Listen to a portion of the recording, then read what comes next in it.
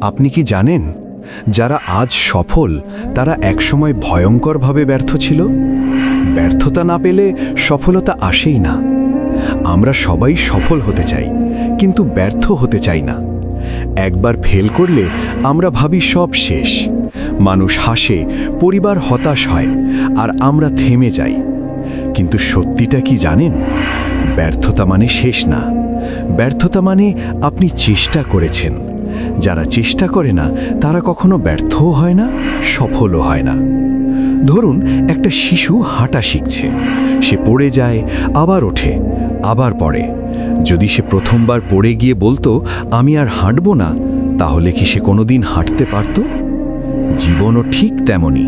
প্রথম ব্যবসা ফেল করবে, প্রথম চাকরি নাও পেতে পারেন, প্রথম ইনভেস্টমেন্ট লস হতে পারে, কিন্তু এগুলোই আপনাকে শক্ত করে। প্রতিটি ব্যর্থতা আপনাকে শেখায় কি ভুল করেছেন, কি ঠিক করতে হবে, আর কিভাবে এগোতে হবে। মনে রাখবেন, সফল মানুষ ব্যর্থ হয় না, এটা মিথ্যা। সফল মানুষ ব্যর্থ হয়ে থামে না।